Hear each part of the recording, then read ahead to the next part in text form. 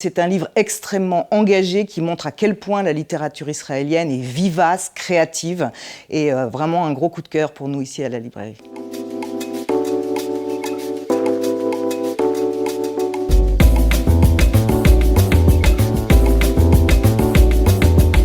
Je suis très heureuse aujourd'hui de vous présenter le rayon des auteurs classiques et contemporains israéliens traduits en français. C'est un rayon phare, c'est une des raisons pour lesquelles la librairie s'appelle Vice Versa. J'ai choisi pour vous aujourd'hui 4 livres. Alors on va commencer par un grand saut historique. Ça c'est un de mes chouchous, Meir Shalev, Ma grand-mère russe et son aspirateur américain. Alors en 2 mots, il s'agit d'une famille qui a fui la Russie après la Révolution d'octobre, qui s'est installée dans un moshav, dans une coopérative agricole, et qui a participé à tout ce qu'il faut absolument connaître, qui s'est passé ici à l'époque. Il fallait assécher les marais, les marécages, tout était à créer, tout était à faire. Et évidemment, si je vous dis que cette famille vient de Russie, c'est qu'elle avait un petit tropisme communiste et socialiste, et s'invite dans ce livre, et c'est ce qui est désopilant, le tonton, le traître, qui lui est parti s'installer aux États-Unis avec toute la modernité ambiante, et qui veut absolument lui imposer la modernité, les dollars, l'argent et un aspirateur. On ne peut clairement pas comprendre la naissance de l'État d'Israël, et même encore avant la naissance de tout ce qui s'est fait dans cette région, si on n'a pas lu Ma grand-mère russe et son aspirateur américain. C'est désopilant, c'est extrêmement drôle et super instructif sur comment tout a commencé ici.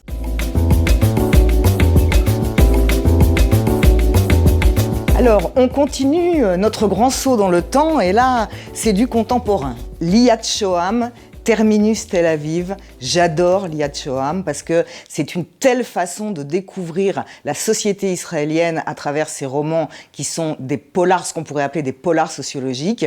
Donc là, on est en plein Tel Aviv, mais pas que, et on traite de la question des immigrés clandestins en Israël. Donc à la fois, c'est indéniablement un polar, un thriller extrêmement bien construit, avec des assassinats, avec tout un tas de rebondissements, et en même temps, c'est un focus extraordinaire sur la société israélienne contemporaine, cette fois-ci, qui nous permet vraiment d'appréhender des choses dont on n'aurait pas forcément idée si on vit à Jérusalem, ou si en tout cas on est plutôt à l'intérieur de sa communauté et qu'on n'est pas très au fait de tout ce qui se passe dans la société israélienne.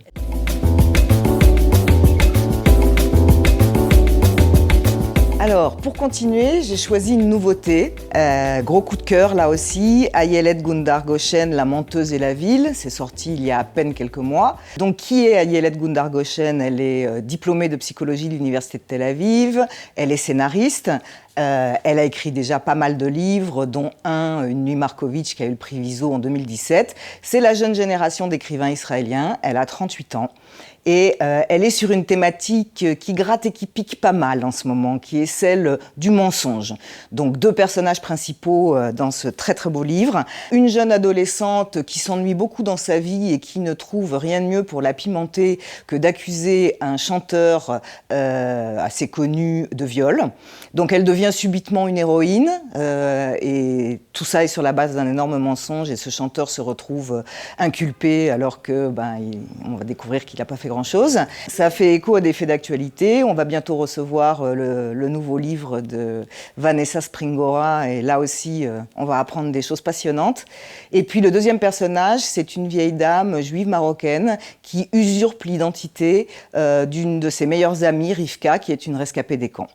Donc pourquoi j'ai adoré ce livre? Parce que, à la fois, bien entendu, on est en plein milieu de la société israélienne, avec éventuellement ses contradictions et ses débats, société très démocratique s'il en est, et aussi parce que c'est un livre extrêmement engagé qui montre à quel point la littérature israélienne est vivace, créative, et vraiment un gros coup de cœur pour nous ici à la librairie.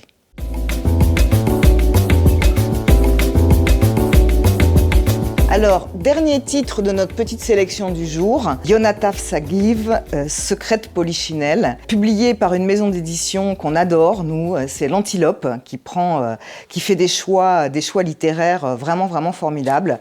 Alors, Yonatan Sagiv, c'est aussi de la jeune génération, il a 41 ans, il est diplômé, il a un doctorat d'études juives de l'Université de New York, il enseigne à Londres, et c'est un petit nouveau qui fait irruption dans le monde du polar israélien. Le personnage principal, je ne veux pas tout dire parce que sinon les gens vont pas lire le livre. Le personnage principal est quelqu'un qui porte beaucoup de questions sociétales en lui et donc en toile de fond toujours la société israélienne avec certaines de ses contradictions.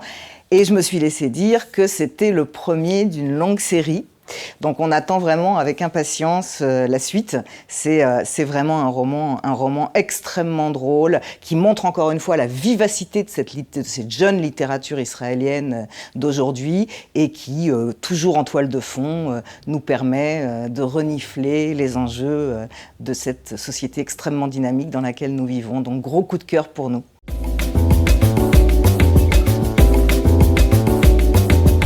À la semaine prochaine et en attendant, lisez des livres.